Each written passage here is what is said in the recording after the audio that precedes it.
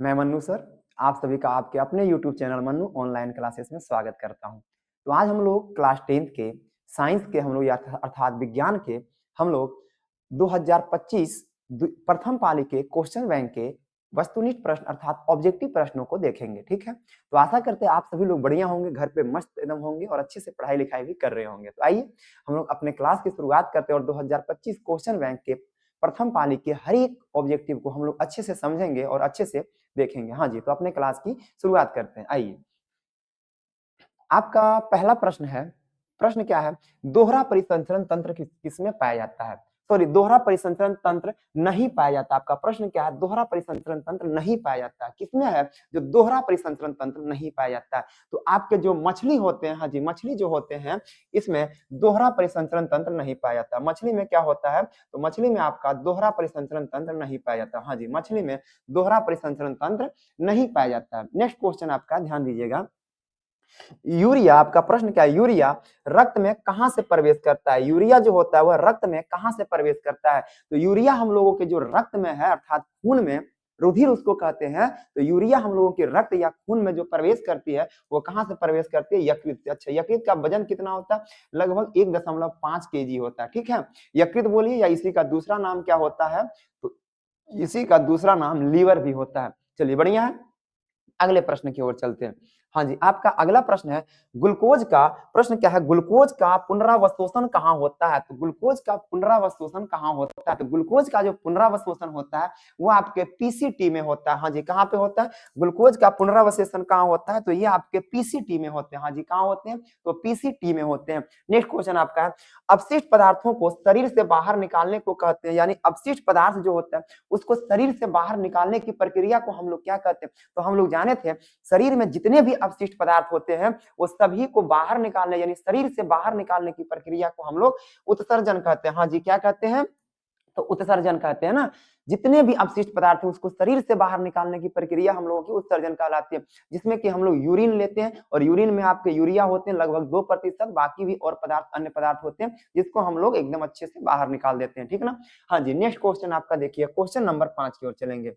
आपका question number 5 है मेरुरज्जु के आघात से क्या होता है? आपका प्रश्न क्वेश्चन नंबर 5, मेरुरज्जु ये मस्तिष्क का भाग है।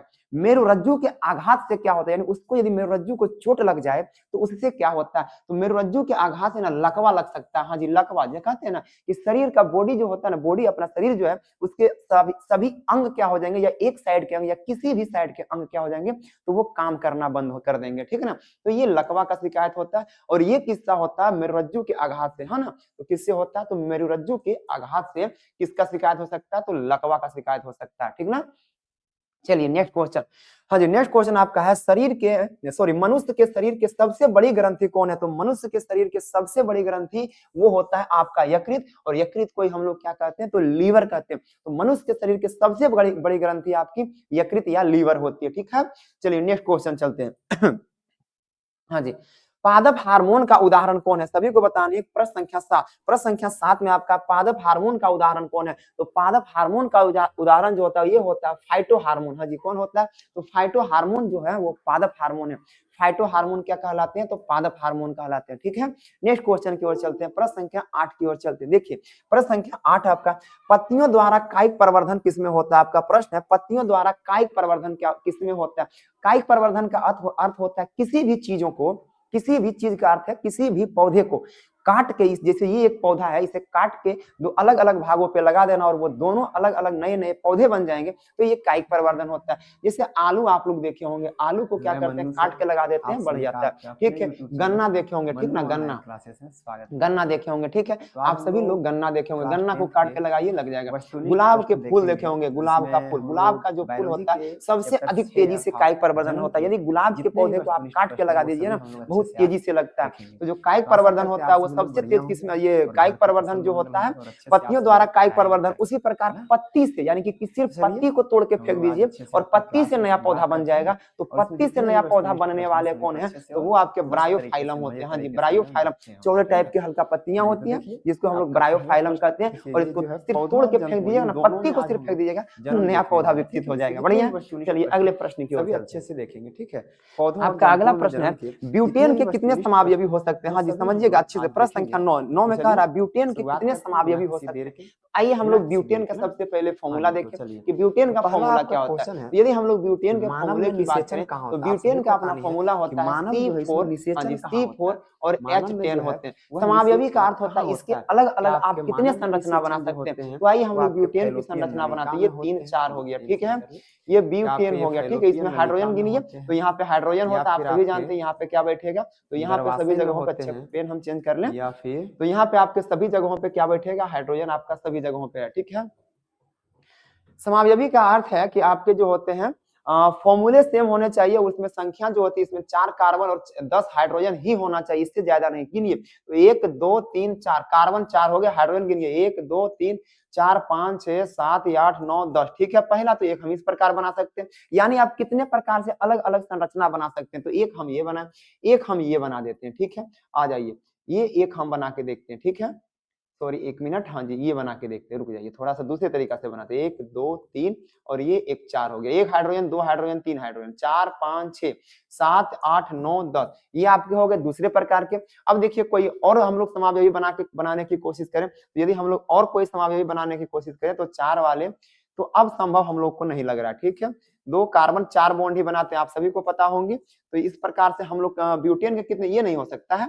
ब्यूटेन के यदि हम लोग समावयवियों की संख्या देखना चाहें तो ब्यूटेन के कुल समावयवी 2 हो सकते हैं। हाँ जी, ब्यूटेन के कितने समावयवी होते हैं, तो ब्यूटेन के 2 समावयवी होते हैं, एक ये वाला और दूसरा ये वाला। ब्यूटेन के कितने समावयवी, तो ब्यूटेन के 2 समावयवी होते हैं। चलिए अगले प्रश्न की ओर चलें। हाँ जी, आपका प्रश्न है मीथेन के अणु का आकार कैसा होता है। मीथेन के अणु का आकार कैसा होता है, देखिएगा मीथेन के अणु का आकार हम सभी को बताते हैं। ये ब्यूटेन के समावयवता थे, आप सभी देख लीजिए। अब मीथेन के अणु का आकार देखते हैं, ध्यान सुनिएगा। तो मीथेन के अणु के आकार देखते हैं, तो मीथेन का फॉर्मूला सबसे पहले आ जाइए। मीथेन का फॉर्मूला क्या होता है, CH4। हाँ जी, मीथेन का फॉर्मूला क्या होता है, तो CH4 होता है। अच्छा, इसमें कार्बन कितने गो हैं, कितने कार्बन है, तो कार्बन 1 है। हाइड्रोजन कितने हैं, 4 है। हाइड्रोजन कितने गिन लीजिए, 1 2 3 4 आपके हाइड्रोजन। अच्छा, सिंगल बॉन्ड कितने हैं, 1 है 2 है 3 है 4 है। देखिए यदि आपके पास बंधनों की संख्या 4 हो ना, तो उसे हम लोग चतुष्फलकीय कहते हैं या सम चतुष्फलकीय कहते हैं। तो इसमें कुल कितने बंधन है, तो 4 बंधन है। 4 बंधनों को क्या कहते हैं, तो सम चतुष्फलकीय कहते हैं। तो मीथेन के अणु का आकार होता है, तो ये होता है आपका सम चतुष्फलकीय। यदि बंधन 8 हो जाएंगे, बंधन 8 हो जाएंगे तो वो अष्टफलकीय हो जाएंगे, परंतु आपको कहीं नहीं जानना है, ठीक ना। ये आपके मीथेन हो या फिर इथेन हो, सभी में कार्बन के पास 4 बंधन होते हैं, 2 3 4, और इसके सभी मीथेन और इथेन सभी का क्या होता है, तो चतुष्फलकीय संरचना होता है। Propane, butane, pentane, hexane, heptane, octane, नोनेन, decane सभी का क्या होता है, तो चतुष्फलकीय संरचना होता है, और जिसको हम लोग सम चतुष्फलकीय कहते हैं। तो मीथेन का आकार सम चतुष्फलकीय, एथेन के अणु का आकार सम चतुष्फलकीय। कोई भी अणु हो बस एन लास्ट में जुटा रहना चाहिए, सबका आकार चतुष्फलकीय होता है या सम चतुष्फलकीय। चलिए नेक्स्ट क्वेश्चन की ओर चलते हैं। कार्बन यौगिक में कार्बन की संयोजकता कितनी होती है, तो कार्बन की संयोजकता जो होती है, ध्यान दीजिए वो होती है 4। क्यों, क्योंकि कार्बन जो बॉन्ड बनाते हैं वो 4 बनाते हैं, ठीक है। कार्बन कितने बॉन्ड बनाते हैं, 4 बॉन्ड। अच्छा, इसका इलेक्ट्रॉनिक विन्यास भी क्या होता है, तो कार्बन के परमाणु संख्या 6, ये आपके 2 और 4, बाहर में जितने भी इलेक्ट्रॉन होते हैं वही उसकी संयोजकता कहलाती है। बातें समझिएगा, किसी भी तत्व का यदि हम लोग फ्लोरीन ले लें तो फ्लोरीन की संख्या 9, तो फ्लोरीन की संयोजकता कितना, तो देखिए 2 और कॉमा कितना 5, यही ना हो जाएंगे। 1 मिनट नहीं, ये आपके 7 हो जाएंगे, 7 2 9 हो जाएंगे। तो फ्लोरीन की संयोजकता 7 हो जाएंगे। यदि हम लोग नियोन की बात करें, नियोन छोड़ दीजिए, सोडियम में आ जाइए। सोडियम की परमाणु संख्या 11 होती है। यदि हम लोग इसकी संयोजकता की बात करें तो इसका इलेक्ट्रॉनिक विन्यास लिखिए 2 8 और 1, बाहर में कितना होगा 1। जो बाहर वाले इलेक्ट्रॉन होते हैं वही उस तत्व की संयोजकता कहलाती है। हमें किसका पूछा गया, कार्बन की। तो कार्बन की क्या होती है, ये देखिए 2 4 होती है, यानी इसकी संयोजकता कितनी हो जाएंगी, 4 हो जाएंगी। अगले प्रश्न की ओर आ जाइए। आपका प्रश्न है निम्न में से कौन संतृप्त हाइड्रोकार्बन है। संतृप्त हाइड्रोकार्बन कौन होता है, तो सभी लोग ध्यान दीजिएगा। संतृप्त हाइड्रोकार्बन उसको कहते हैं जिसमें सिंगल बॉन्ड होता है, एकल बंधन सिर्फ होता है, उसको संतृप्त कहते हैं। ध्यान से देखिएगा, एक बंधन वाले सभी को हम लोग क्या कहते हैं, तो एक बंधन वाले को हम लोग संतृप्त कहते हैं। हाँ जी, एक बंधन वाले को क्या कहते हैं, संतृप्त। अब बाकी 2 बंधन 3 बंधन वाले को असंतृप्त कहते हैं। तो एल्केन जो होता है ना, एल्केन, एन लास्ट में क्या जुट रहा है, तो एन जुट रहा है। एन में आपका सिंगल बॉन्ड होता है कार्बन कार्बन के बीच, एन में क्या होता है सिंगल बॉन्ड। बाकी इन और आइन में इन रहे या फिर आपके आइन रहे तो इसमें आपका डबल बॉन्ड होता है और ट्रिपल बॉन्ड होता है। तो एक बॉन्ड वाले आपके क्या कहलाते हैं तो संतृप्त कहलाते हैं। तो एल्केन क्या होता है संतृप्त होता है, बाकी एल्कीन एल्काइन असंतृप्त होता है। ठीक है, तो निम्न में कौन संतृप्त हाइड्रोकार्बन है तो आपके एल्कीन क्या हो जाएंगे संतृप्त। अच्छा एल्कीन और एल्काइन क्या हो जाएंगे तो ये आपके हो जाएंगे असंतृप्त। हाँ जी क्या हो जाएंगे असंतृप्त हो जाएंगे, असंतृप्त हो जाएंगे। ठीक है ना, चलिए अगले प्रश्न की ओर चले। प्रश्न संख्या 13 है, तो प्रश्न संख्या 13 का देखिए एथिलीन का आयुपेक नाम है। एथिलीन का आयुपेक नाम क्या, आयुपेक का फुल फॉर्म क्या होता है, आई से Indian sorry international sorry international international international, you से यूनियन ऑफ, पी से प्योर, ए से एंड, प्योर एंड इसी में लिख देते हैं प्योर एंड, और फिर ए से ये वाला ए से अप्लाइड, और सी फॉर केमिस्ट्री, केमिस्ट्री। ठीक है, ये दो चीज आपके अलग से आते हैं। ठीक है, International Union of Pure and Applied Chemistry, IUPAC का फुल फॉर्म होता है। जो ये जो नाम है ना ये अंतरराष्ट्रीय स्तर पर यौगिक का नाम होता है। मान लीजिए कि हम किसी यौगिक को कुछ कह के बुला रहे, अपना राज्य है अपना देश है तो यहाँ पे कुछ कह के बुला रहे, क्या इसका नाम दूसरे देश में चेंज नहीं हो सकता, इसका नाम जो है दूसरे देश में चेंज रहेगा और वो इसी यौगिक का दूसरे नाम से जानेगा। और हम यदि खरीदने चले जाएंगे तो हम कुछ बोलेंगे वो कुछ देगा। तो इसीलिए क्या होता है ना एक इंटरनेशनल नाम रखा गया, international Union of Pure and Applied chemistry. और इसमें क्या होता है ना पूरे विश्व के लोग उस यौगिक को मेथेन के नाम से ही जानेंगे। यदि किसी का आयुपेक नाम मेथेन है तो पूरे विश्व के लोग उसको मैथेन ही कहेंगे। ठीक है, और यही है International Union of Pure and Applied chemistry. वरना घर में आप कुछ भी उसको कहिए कोई दिक्कत नहीं, परंतु इंटरनेशनल अर्थात अंतरराष्ट्रीय स्तर पर उसको मैथेन ही कहना पड़ेगा, तभी सब लोग उसको जानेंगे। ठीक है, तो आपका प्रश्न है प्रश्न संख्या 13 है एथिलीन का आयुपेक नाम क्या, तो एथिलीन का आयुपेक नाम हम लोग देखते हैं तो एथाइन होता है। हाँ जी, एथिलीन का आयुपेक नाम क्या होता है तो एथिलीन का आयुपेक नाम क्या होता है हम लोग जानते हैं, इसे क्या जानते हैं तो एथाइन के नाम से जानते हैं, एथाइन के नाम से। एथाइन आप लोग सुने होंगे, और एथाइन का ही नाम एक और होता है एसिटिलीन कहते हैं। हाँ जी क्या कहते हैं एसिटिलीन कहते हैं। और इस एसिटिलीन का प्रयोग कहाँ करते हैं तो गैस वेल्डिंग में करते हैं। कहाँ करते हैं तो गैस वेल्डिंग में करते हैं ना, वेल्डिंग में करते sorry gas welding, gas welding में करते हैं, गैस वेल्डिंग में इसी एसिटिलीन। अच्छा इसका फॉर्मूला क्या होता है C2H2 होता है। ठीक है, इसी एसिटिलीन या एथिलीन का प्रयोग हम लोग क्या करते हैं तो हम लोग गैस वेल्डिंग में करते हैं। ठीक है, चलिए नेक्स्ट क्वेश्चन की ओर चलते हैं। मेंडलीव के आवर्त सारणी की एक कमी क्या है, तो मेंडलीव के आवर्त सारणी की एक कमी हम लोग देखते हैं। ठीक है, हाइड्रोजन का स्थान, आज तक मेंडलीव के आवर्त सारणी में हाइड्रोजन का स्थान जो है वो निश्चित नहीं रखा गया। मेंडलीव के आवर्त सारणी में हाइड्रोजन का स्थान निश्चित नहीं है, वो कहीं भी रख देता है, बोलता है जहां रखना है वहां रखें। यही उसकी सबसे बड़ी गलती है मेंडलीव के आवर्त सारणी में। ठीक ना, अष्टक नियम किसने दिया था, तो अष्टक नियम सभी लोग जानते हैं न्यूलैंड का अष्टक नियम था। जी अष्टक नियम किस कौन दिया था तो अष्टक नियम देने वाले न्यूलैंड थे। ठीक ना, नेक्स्ट क्वेश्चन आपका क्वेश्चन है निम्नलिखित में कौन यौगिक सबसे अधिक क्षारीय है, तो Na2 होता है। ध्यान से समझिएगा Na2, Na क्या होता है धातु होता है। धातु के ऑक्साइड जो होते हैं ना, धातु के ऑक्साइड कैसे होते हैं तो धातु के ऑक्साइड जो होते हैं वो क्षारीय होते हैं, धातु के ऑक्साइड क्षारीय होते हैं। ठीक है, और अधातु के ऑक्साइड कैसे होते हैं तो अधातु के ऑक्साइड जो होते हैं, अधातु के ऑक्साइड, तो अधातु के ऑक्साइड अम्लीय होते हैं। हाँ जी, अधातु के ऑक्साइड क्या होते हैं अम्लीय होते हैं। ठीक है, तो ये आपका Na2 सबसे अधिक अम्लीय है, इससे थोड़ा कम Al2 सॉरी सबसे अधिक क्षारीय है। धातु के ऑक्साइड है ना सबसे अधिक क्षारीय है, उसके बाद Al2 थोड़ा क्षारीय है, उसके बाद NaO2 है अम्लीय और SO2 है अम्लीय। क्यों, क्योंकि सल्फर अधातु है और नाइट्रोजन भी अधातु है, जिस कारण से ये दोनों के ऑक्साइड क्या है सल्फर और नाइट्रोजन ये दोनों के ऑक्साइड क्या है अम्लीय है, और बाकी Na2 और Al2O3 क्षारीय है। परंतु सबसे अधिक क्षारीय कौन है Na2, जिसकी जितनी कम परमाणु संख्या धातु की रहेगी उतनी ज्यादा वो क्या होती है क्षारीय होती है। तो एल्यूमिनियम की परमाणु संख्या 13 और सोडियम की परमाणु संख्या 11, तो सोडियम अधिक क्षारीय और एल्यूमिनियम कम क्षारीय। कम परमाणु संख्या अधिक क्षारीय। ठीक है, सोडियम की कम तो ये अधिक क्षारीय। अगले प्रश्न की ओर चलते हैं। किरणों के समूह को क्या कहते हैं? प्रश्न संख्या 17 देखिए। किरणों के समूह को हम लोग किरण पुंज कहते हैं या प्रकाश पुंज, दोनों कहते हैं। प्रकाश पुंज और किरण पुंज दोनों कहते हैं, ठीक है। किरणों के समूह को हम लोग प्रकाश पुंज, किरण को प्रकाश नहीं कहा जाता तो उसे प्रकाश पुंज भी कहते हैं और किरण पुंज अर्थात दोनों कहते हैं, ठीक है। अगला, प्रकाश की किरणें गमन करती है, कौन नहीं जानता? प्रकाश की किरणें जो गमन करती है किस रेखा में? तो ये सीधी रेखा में गमन करती है। प्रकाश की किरणें किस रेखा में गमन करती है? तो प्रकाश की किरणें सीधी रेखा में गमन करती है। प्रकाश की किरणें तो सीधी रेखा में गमन करती है। बढ़िया है। अगले प्रश्न की ओर। अवतल दर्पण किस प्रकार का दर्पण है? तो सभी लोग जानते हैं अवतल दर्पण को हम लोग क्या कहते हैं? अभिसारी दर्पण कहते हैं। हाँ जी, अवतल दर्पण को क्या कहते हैं? तो अवतल दर्पण को अभिसारी दर्पण कहते हैं। उत्तल दर्पण को क्या कहते हैं? अपसारी दर्पण कहते हैं। तो अपसारी कौन हो जाएगा? दर्पण है जी, लेंस नहीं। तो ये उत्तल है, उत्तल दर्पण है, लेंस में उल्टा होता है, ध्यान दीजिएगा। तो ये आपका उत्तल दर्पण है, उत्तल दर्पण है, ठीक ना। ये उत्तल दर्पण है। तो उत्तल दर्पण को अपसारी और अवतल दर्पण को क्या कहते हैं? तो अभिसारी। अगला, कार की हेडलाइट में किसका उपयोग होता है? सभी लोग जानते हैं कार की हेडलाइट में अवतल दर्पण का उपयोग। कार की हेडलाइट में अवतल दर्पण का उपयोग। और कार जो गाड़ी होता है उसके साइड मिरर के रूप में बगलवा वाला जो शीशा होता है ना, इसमें कौन सा दर्पण होता है? तो इसमें उत्तल दर्पण होता है। और हेडलाइट, अगुआ वाला हेडलाइट में क्या रहता है? तो अवतल दर्पण रहता है। और बाकी जो साइड मिरर होता है, जो पाछू देखे के लिए जो होता है, पीछे देखने के लिए, उसमें क्या होता है? तो उत्तल दर्पण होता है। चलिए नेक्स्ट क्वेश्चन, प्रश्न संख्या 21। आपके प्रश्न है अवतल दर्पण की फोकस दूरी क्या होती है? तो अवतल दर्पण की जो फोकस दूरी होती है ना, वो आपके ऋणात्मक होती है। अवतल दर्पण की सारी दूरियां, ध्यान दीजिएगा, अवतल दर्पण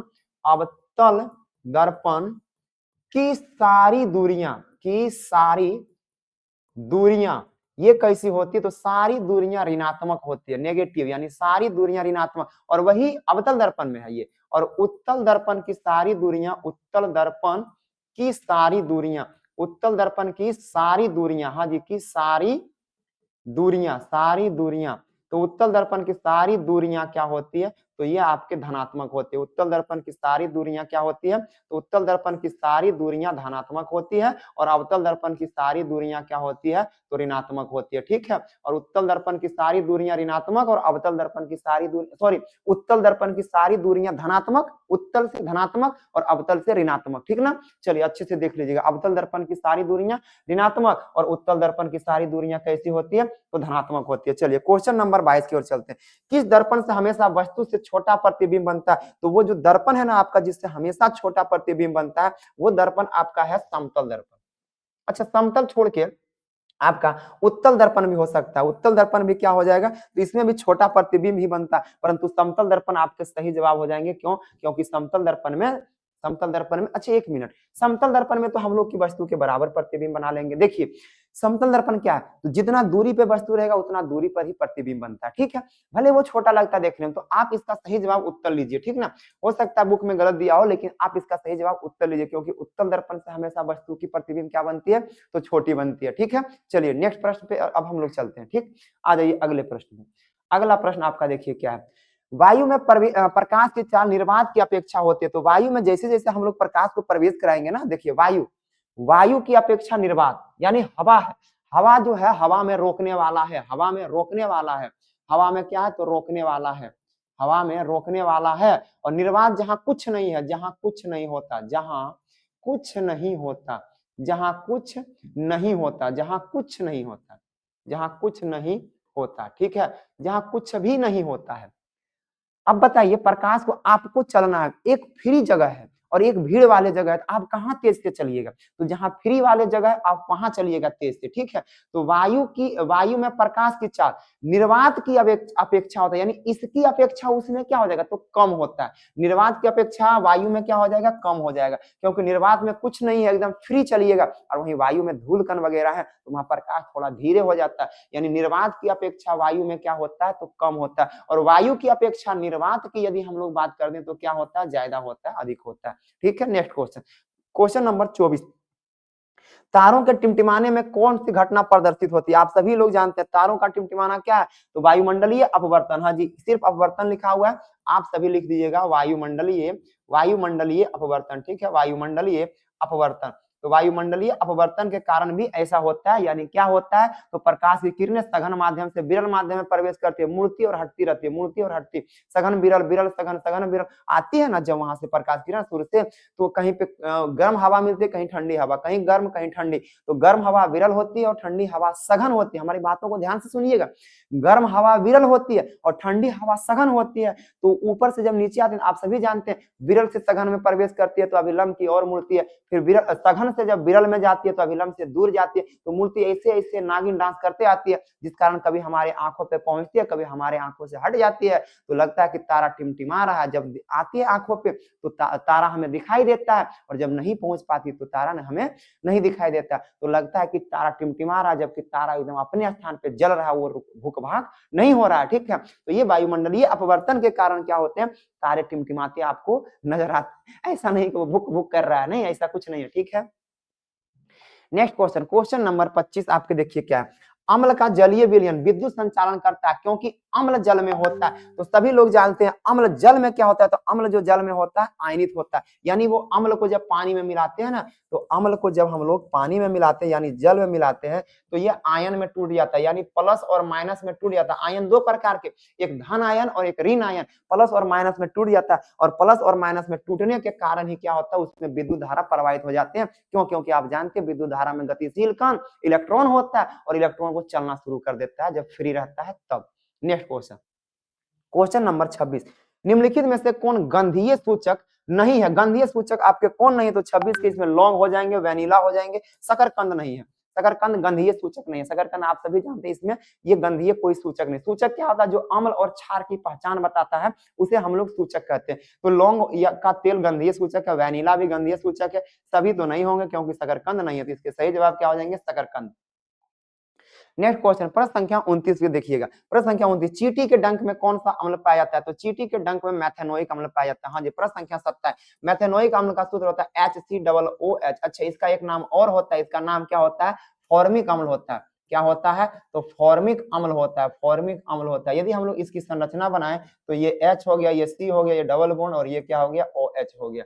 ये आपके फॉर्मिक अम्ल है। चींटी के डंक में, मधुमक्खी के डंक में, बिच्छू के डंक में, सभी में फॉर्मिक अम्ल पाए जाते हैं। फॉर्मिक अम्ल को मैथेनोइक अम्ल कहते हैं। मैथेनोइक अम्ल का ये सूत्र है HCOOH, और इसकी ये संरचना हो गई। ठीक है, चलिए अगले प्रश्न की ओर चलते हैं, प्रश्न संख्या 28 की ओर चलते हैं। देखिए, निम्नांकित में किसको जल में डुबो कर रखते हैं? तो किसको जल में डुबो कर रखते हैं? तो ध्यान दीजिएगा, यहाँ पे एक सोडियम होता है, सोडियम तो आपका दिया नहीं, सोडियम को हम लोग केरोसिन में डुबो कर रखते हैं। ध्यान दीजिएगा, सोडियम जो होता है Na, इसको, ये बहुत क्रियाशील धातु है, इसको कहाँ डुबो के रखते हैं? तो केरोसिन में डुबो के रखते हैं। कहाँ डुबो के रखते हैं? तो केरोसिन में डुबो के। लेकिन यहाँ कहा गया किसको जल में, तो ये आपका श्वेत फास्फोरस हो जाएगा। हाँ जी, P4, इसका अणुसूत्र फास्फोरस का क्या होता है? P4 होता है, और ये बहुत ही एकदम क्रियाशील अधातु है। सबसे अधिक क्रियाशील धातु कौन होती है? तो वो सोडियम और पोटेशियम होती है, लेकिन सबसे अधिक क्रियाशील अधातु, तो अधातु में फास्फोरस होता है, और उसमें कौन सा फास्फोरस? श्वेत फास्फोरस, और उसकी परमाणु संख्या कितनी, सॉरी संकेत क्या होता है? तो संकेत P होता है। अब फास्फोरस की परमाणु संख्या कितनी होती है? 15 होती है, और उसका अणुसूत्र जो होता है वो P4 होता है। P4 अणुसूत्र। हर एक बात को हमारे ध्यान से सुनिएगा। ठीक है, चलिए अगले प्रश्न, प्रश्न संख्या 29 में आते हैं। प्रश्न संख्या 29 देखिए आप क्या क्या कहता है, अयस्क में अशुद्धि जो होती है के रूप में उपस्थित पदार्थ क्या कहलाते हैं? तो अयस्क में उपस्थित अशुद्धि को गैंग कहते हैं या अधात्री कहते हैं? क्या कहते हैं? गैंग कहते हैं या अधात्री कहते हैं? अयस्क में उपस्थित अशुद्धि को गैंग कहते हैं, और वरना उसको गैंग समझिए, गैंग अशुद्धि, या उसी को अधात्री कहते हैं। तो अयस्क में उपस्थित अशुद्धि को क्या कहते हैं? गैंग कहते हैं, या फिर आपके अधात्री कहते हैं। चलिए अगले प्रश्न, प्रश्न संख्या 30 की ओर, निम्नांकित में किस धातु को चाकू से आसानी से काटा जा सकता है? बहुत ही मुलायम धातु है, और वह कौन होता है? सोडियम। अभी आपको बताएं,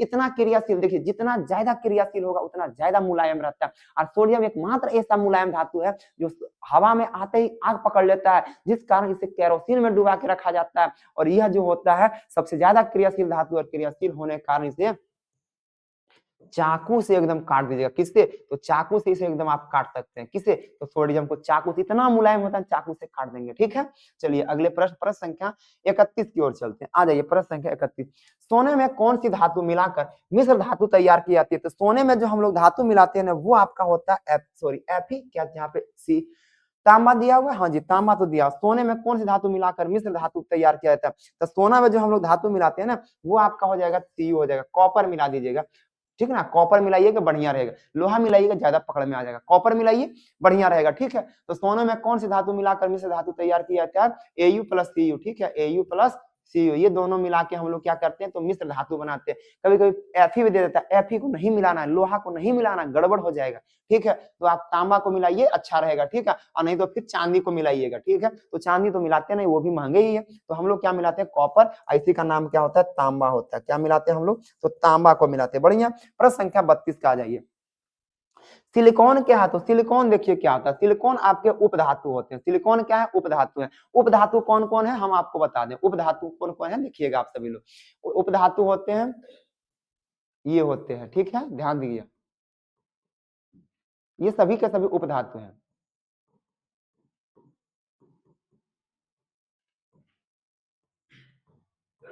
ठीक है, सॉरी यहाँ, हाँ जी, ये क्या हो गया? टी हो गया, ठीक था। ये आपके बोरॉन हो गया, बोरॉन। एस आई से सिलिकॉन हो गए, सिलिकॉन, सिलिकॉन, सॉरी सिलिकॉन। जी से जर्मेनियम हो गए, क्या होते हैं? जर्मेनियम होते हैं, जर्मेनियम। इसका ट्रिक बता रहे हैं आप सभी को। ये एस से आर्सेनिक होते हैं, आर्सेनिक होते हैं। ये होते हैं एंटीमनी होते हैं, एंटीमनी। इसका ट्रिक बताएंगे, एक बार में याद हो जाएगा। ये आपके क्या होते हैं? टेल्यूरियम होते हैं।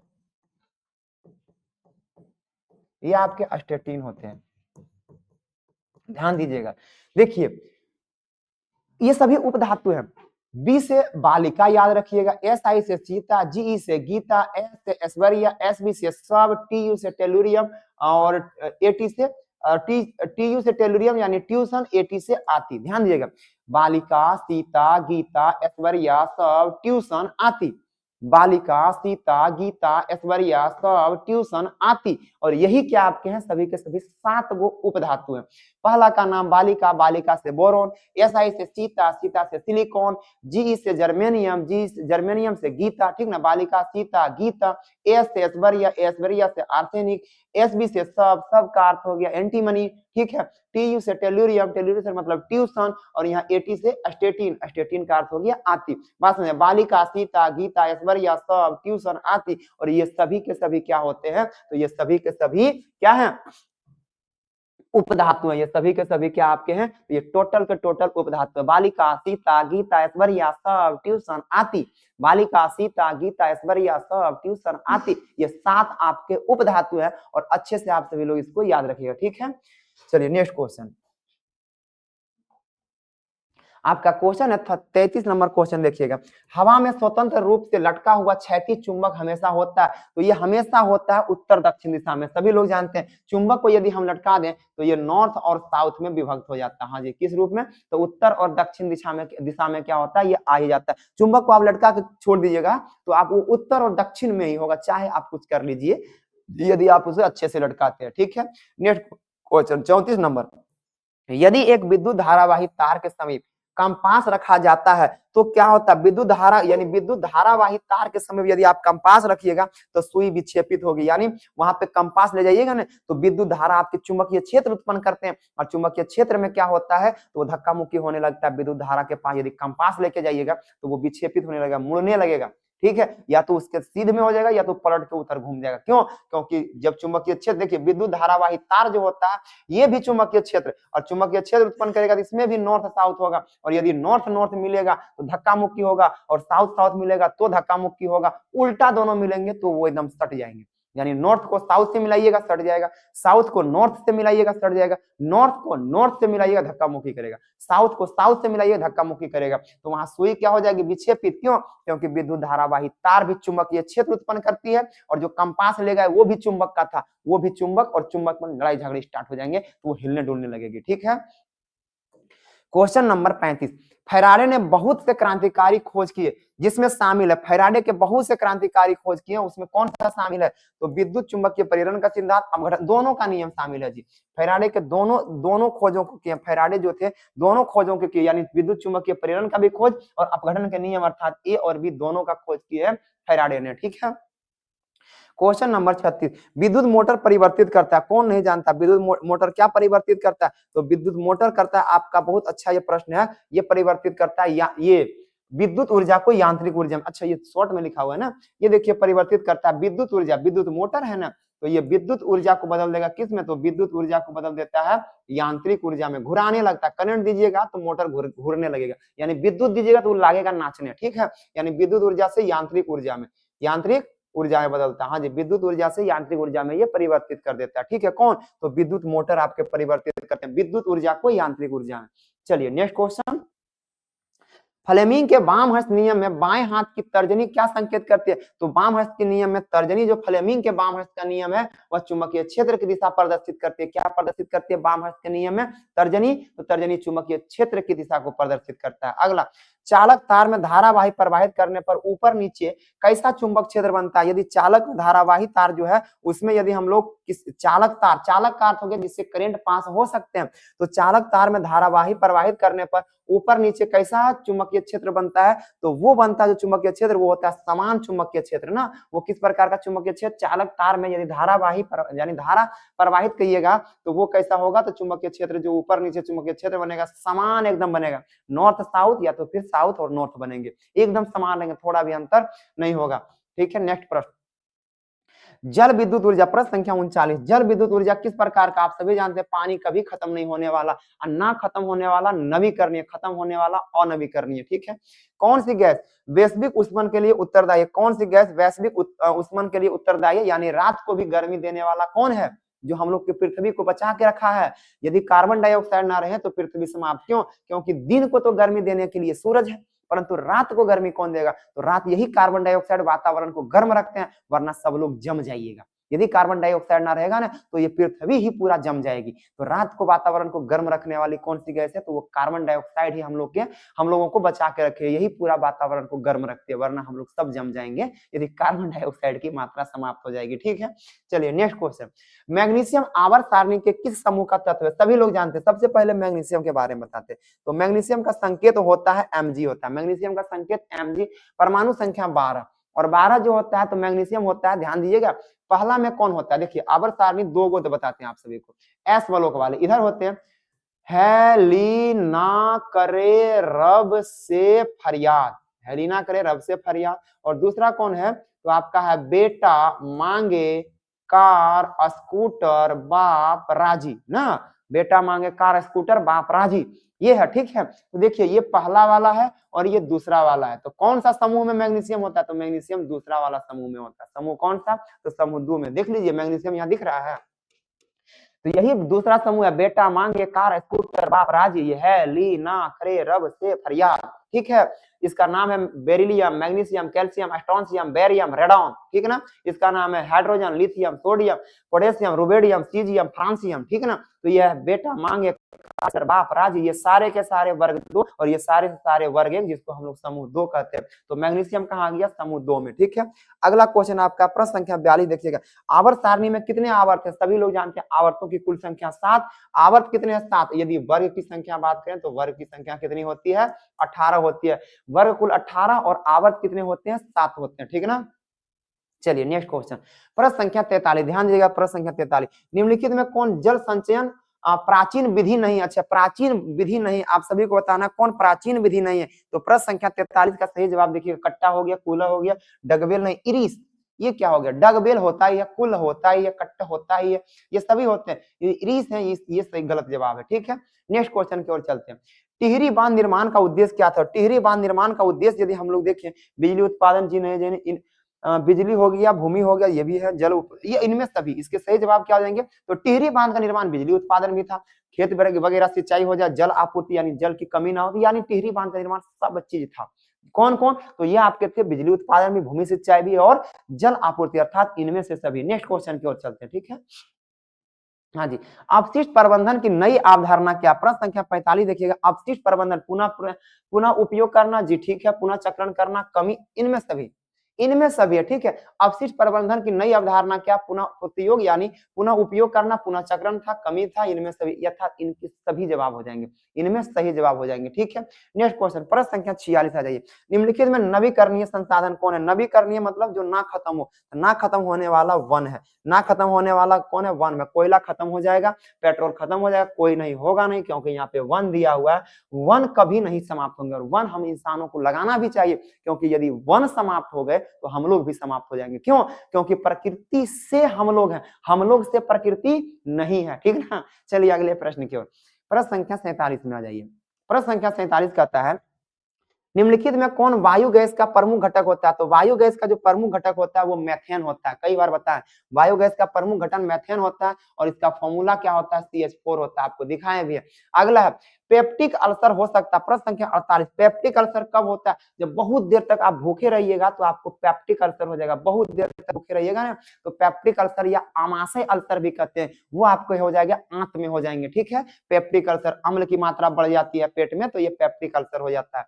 नेक्स्ट क्वेश्चन है प्रश्न संख्या 49। प्रश्न संख्या 49 कह रहे हैं कि पीत रस कहां से स्रावित होता है? तो पीत रस आपके यकृत या लीवर से स्रावित होता है। पीत रस यकृत या लीवर से स्रावित होता है, जो एक क्षारीय द्रव है। हाँ जी, पीत रस कैसा द्रव है? तो पीत रस जो होता है यह क्षारीय होता है, पूरा हरा कलर का होता है, क्षारीय होता है। पीत रस कैसा होता है? तो क्षारीय होता है। नेक्स्ट क्वेश्चन 50 नंबर, क्षुद्रांत में स्थित रसांकुर का क्या कार्य? आपका प्रश्न है, क्षुद्रांत में रसांकुर का क्या कार्य है? तो सभी लोग जानते हैं क्षुद्रांत में रसांकुर का कार्य होता है क्षेत्रफल बढ़ाना। रसांकुर का अर्थ क्या होता है? तो क्षेत्रफल को बढ़ाना, क्षेत्रफल को बढ़ाना क्षुद्रांत में स्थित रसांकुर का मेन कार्य क्या होता है? तो ये रसांकुर का अर्थ होता है क्षेत्रफलों को बढ़ाना, ठीक है। क्वेश्चन नंबर 51, मुख गुहा का पिछला भाग क्या कहलाता है? ग्रसनी। हाँ जी, मुख गुहा का पिछला भाग ग्रसनी कहलाता है, मुख गुहा का पिछला भाग ग्रसनी कहलाता है। नेक्स्ट क्वेश्चन आपका है प्रश्न संख्या 52, बाहरी वातावरण से कोशिका में ऑक्सीजन का स्थानांतरण क्या कहलाता है? तो ऑक्सीजन का लेना निःश्वास कहलाता है। हाँ जी, ऑक्सीजन का लेना क्या कहलाता है? तो आपके निःश्वास कहलाते हैं, निःश्वास कहलाते हैं, ठीक है।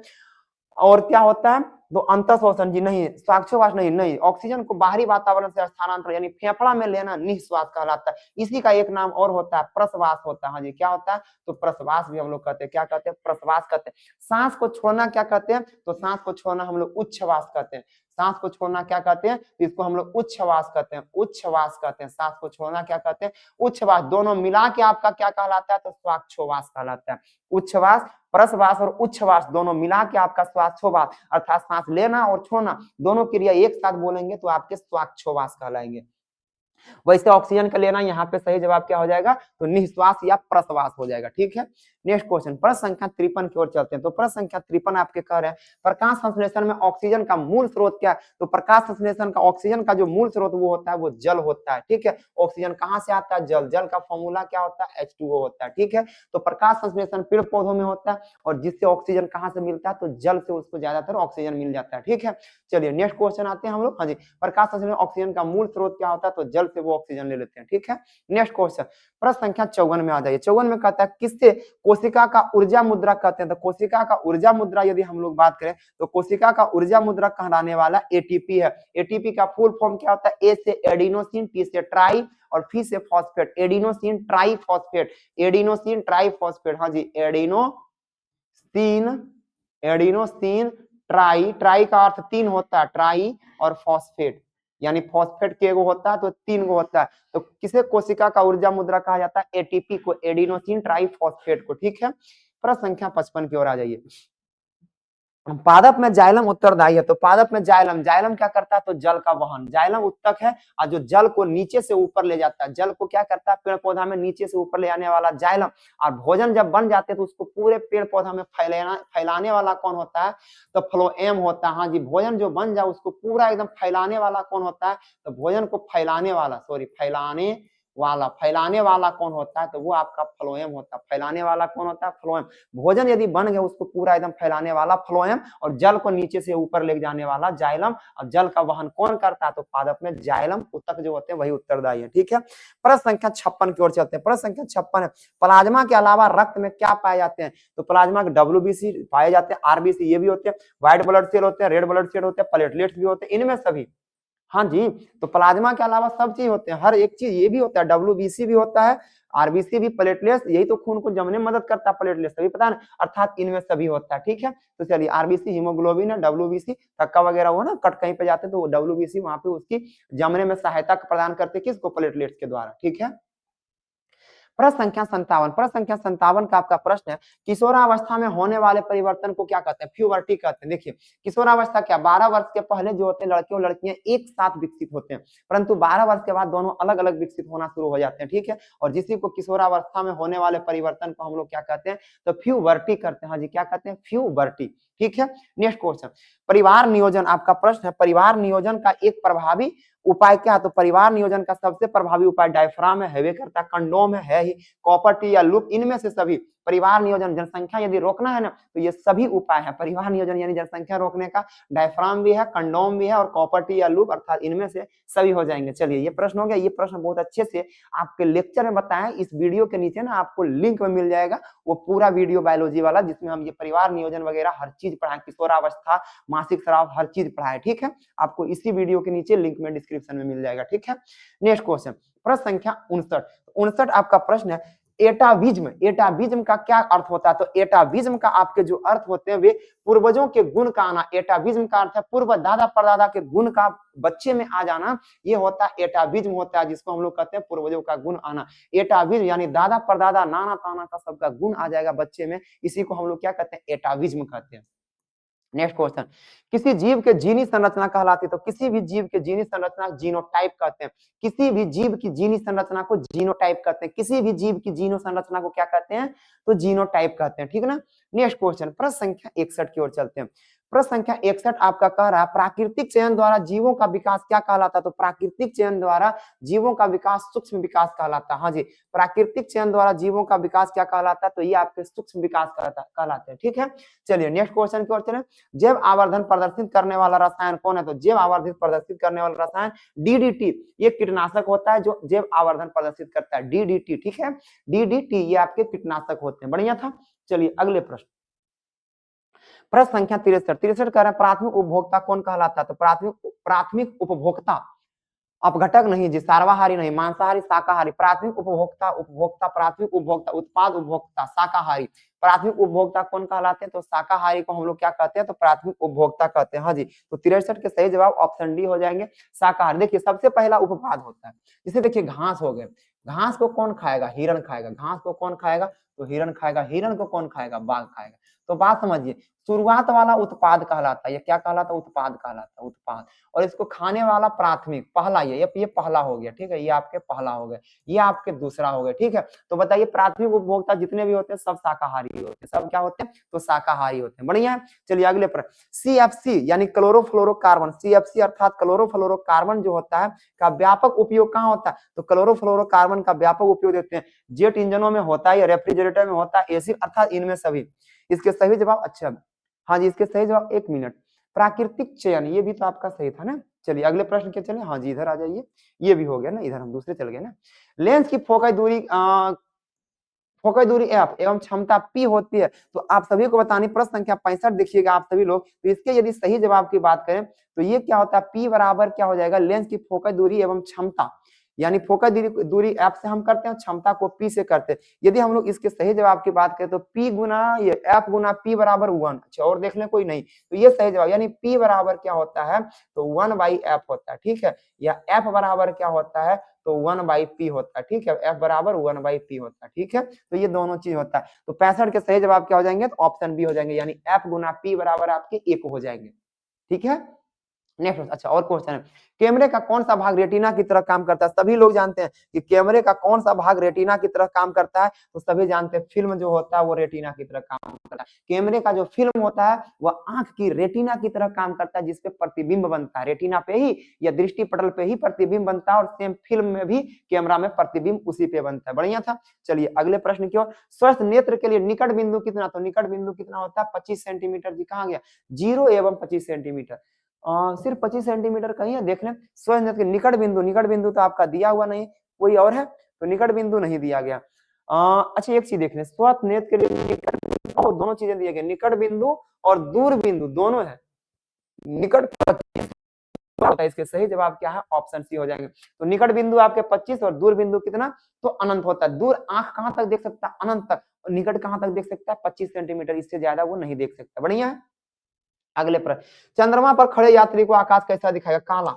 चंद्रमा पर खड़ा हो जाइएगा, आकाश कैसा लिखा है, काला। क्यों, क्योंकि वहां वायुमंडल नहीं है, प्रकाश को छिड़ियाने वाला कुछ नहीं है। प्रकाश 7 रंगों का बना होता है, और जब तक 7 रंग बटेंगे नहीं, कोई कलर दिखने वाला नहीं है। तो वहां कुछ है ही नहीं, धूल कण वगैरह कुछ नहीं है, तो प्रकाश को बांटेगा कौन, और जब बांटेगा नहीं तो वो काला लिखाएगा। हाँ, कैसा लिखाएगा, तो वो काला लिखाएगा। ठीक है, चलिए अगले प्रश्न, प्रश्न संख्या 69 की ओर चलते हैं। नेत्र की समंजन क्षमता, प्रश्न संख्या 69, ध्यान दीजिएगा। नेत्र की समंजन क्षमता कम हो जाने से कौन सा दोष, तो जरा दूरदर्शिता। नेत्र की समंजन क्षमता कम हो जाने से कौन सा दोष उत्पन्न होता है, तो प्रश्न संख्या 69 के सही जवाब जरा दूरदर्शिता। और इसमें किस प्रकार के लेंस का प्रयोग करते हैं, तो बेलनाकार लेंस लगाते हैं, बेलनाकार, यानी उत्तल भी और अपतल भी, द्विफोक्सी यानी द्विफोक्सी वाले। ठीक है, तो चलिए अगले प्रश्न की ओर चले। हाँ जी, नेत्र की समंजन क्षमता कम हो जाने से जरा दूरदर्शिता होता है, और ये ज्यादातर बुढ़ारी अर्थात वृद्धावस्था में होने वाला दोष है ना। नेत्र लेंस की मांसपेशियां होती है वो शिथिल हो जाती है, लचक कम जाती है, तो ये सभी दोष होते हैं। ठीक है, किसी चालक की प्रतिरोधकता का मात्रक है, प्रतिरोधकता का मात्रक आप सभी जानते हैं ओम मीटर होता है।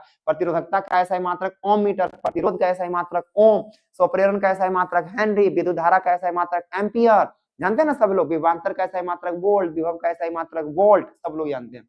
नेक्स्ट क्वेश्चन, प्रश्न संख्या 71, एक जूल में कितने कितने कैलोरी होते थे, एक जूल में 0.21 कैलोरी। हाँ जी, कितना होता है, तो 0.21 कैलोरी, एक जूल में 0.21 कैलोरी, अच्छे से याद रखिएगा। ठीक है, प्रश्न संख्या 72 की ओर चलते हैं। प्रश्न संख्या 72 देखिए, 1 मिनट, 71 का सही जवाब नहीं 0.21 नहीं हो जाएगा, सॉरी, ये आपके गलत जवाब है। इसके सही जवाब 0.23 कैलोरी होते हैं। 71 के सही जवाब क्या हो जाएंगे, तो 0.23 कैलोरी, एक जूल में 0.23, सॉरी मिस्टेक हो गया, 2-1 नहीं, 2-3 कैलोरी होते हैं। 2-3 भी ऑप्शन में था, ध्यान नहीं दिए। इसका सही जवाब क्या हो जाएगा, 2-3 कैलोरी। ठीक है ना, एग्जैक्ट आंसर इसके 0.23 कैलोरी होते हैं। अगला प्रश्न, विद्युत बल्ब का फिलामेंट किस धातु का बना होता है, तो विद्युत बल्ब का जो फिलामेंट होता है वह किस धातु का बना होता है, सब लोग जानते हैं वो किसका बना होता है, टंगस्टन का। विद्युत बल्ब का फिलामेंट किसका बना होता है, तो टंगस्टन का बना होता है। कौन नहीं जानता कि विद्युत बल्ब का फिलामेंट टंगस्टन का। और वो जो आयरन इस्त्री वगैरह होते हैं उसमें जो हीटर का तार जो होता है वो किसका, तो वो नाइक्रोम का बना होता है, और विद्युत बल्ब का फिलामेंट टंगस्टन का बना होता है। बढ़िया था।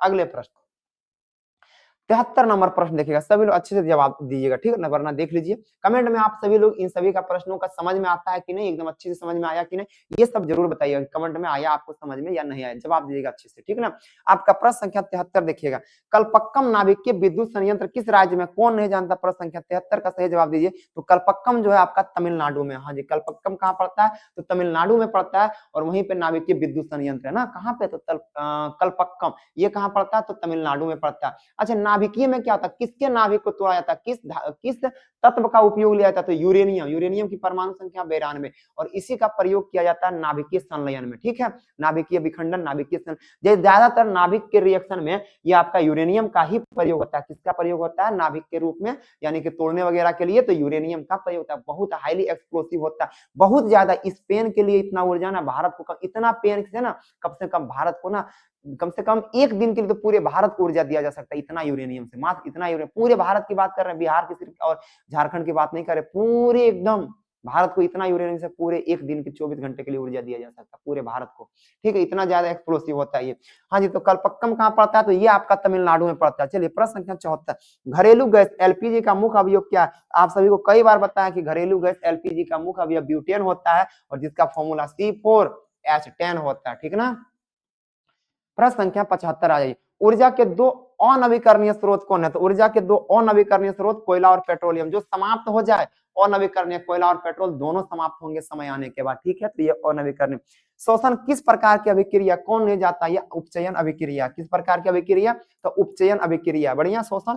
चलिए नेक्स्ट क्वेश्चन, इलेक्ट्रॉन के स्थानांतरण से बने यौगिक क्या कहलाते हैं, तो इलेक्ट्रॉन के स्थानांतरण से जो यौगिक बनता है वो कहलाता है वैद्युत संयोजी यौगिक। हाँ जी, वो किस प्रकार का यौगिक कहलाता है, इलेक्ट्रॉन यदि दे के बनेगा ना तो वो वैद्युत संयोजी यौगिक कहलाता है। इलेक्ट्रॉन स्थानांतरण यानी एक दिया दूसरा ले लिया, तो ये वैद्युत संयोजी यौगिक कहलाएंगे। जैसे आपका NaCl होता है, NaCl, ठीक है, ये वैद्युत संयोजी यौगिक होते हैं। ठीक है, MgCl2 होता है, ये सभी वैद्युत संयोजी यौगिक हैं। ठीक है, नेक्स्ट 78 नंबर क्वेश्चन ध्यान दीजिएगा। 78 नंबर क्वेश्चन कहते हैं, निम्न में कौन अपघटन अभिक्रिया, देखते चले जाते हैं। KClO3 ये वाली आपके अपघटन अभिक्रिया हो जाएंगे। KClO3 ये आपका टूट जाएगा KCl plus KCl plus O3 में टूट जाएगा, नहीं तो आप H2 को बना सकते हैं, KCl में टूट जाएगा। ठीक है, तो ये आपके ऑप्शन डी क्या हो जाएंगे, तो अपघटन अभिक्रिया हो जाएगा। 78 के सही जवाब क्या हो जाएंगे, तो ऑप्शन डी हो जाएंगे इधर वाले। ठीक है, चलिए लास्ट क्वेश्चन, सॉरी हाँ जी 2 क्वेश्चन और हैं, इसके बाद हम लोगों की क्लास समाप्त हो जाएगी। प्रश्न संख्या है आपका 79, निम्न में किसमें टार्टरिक अम्ल, टार्टरिक अम्ल पाया जाता है इमली में। लीजिए यहीं पे मिल गया, कोई भी कच्चा फल है, कोई भी कच्चा है, इमली हो गए कच्चा, आम हो गए कच्चा, कुछ भी है कच्चा, तो उसमें कौन सा अम्ल पाया जाता है, टार्टरिक अम्ल पाया जाता है। कच्चा में सभी में टार्टरिक अम्ल पाए जाते हैं, ज्यादातर कच्चे पदार्थ में, खट्टे पदार्थ में आंवला हो गया, उसमें एसिटिक अम्ल पाया जाता है, लेकिन कच्चा है तो आपका टार्टरिक अम्ल उसमें भी कुछ मात्रा में उपस्थित रहती है। ठीक है, चलिए ऐसे टार्टरिक में आपका सिट्रिक, सॉरी आंवला जो हो जाएगा उसमें खट्टे पदार्थ है, उसमें सिट्रिक अम्ल पाया जाता है। ठीक है, नेक्स्ट क्वेश्चन, टमाटर में ऑक्जेलिक अम्ल पाया जाता है, इमली में टार्टरिक अम्ल पाया जाता है। आपके टार्टरिक अम्ल किसमें पाएंगे, इमली में हो गया, कच्चा आम में टार्टरिक अम्ल पाया जाएगा। ठीक है, ये सभी घास में बेंजोइक अम्ल पाया जाता है। चलिए आगे देखते हैं, बुझे हुए चूने का रासायनिक नाम क्या होता है, कैल्शियम हाइड्रोक्साइड। बुझे हुए चूने का रासायनिक नाम कैल्शियम हाइड्रोक्साइड, इसका फॉर्मूला होता है CaOH होता है, CaOH होता है, जिसे हम लोग बुझा हुआ चूना कहते हैं, कैल्शियम हाइड्रोक्साइड कहते हैं। बढ़िया था। तो चलिए आशा करते हैं एकदम अच्छे से ना, हाँ जी सभी को एकदम धन्यवाद। आशा करते हैं हमारी वीडियो देखने के लिए, यहाँ तक के लिए सभी को धन्यवाद, और ऐसे ही बने रहे, अगली वीडियो जल्दी आ जाएगी, आप लोग एकदम घबराए ना, ठीक ना। तो चलिए आशा करते हैं आप सभी को बढ़िया से समझ में आई होगी, जिसके लिए आप सभी को एकदम बहुत बहुत धन्यवाद और जय हिंद। ठीक है।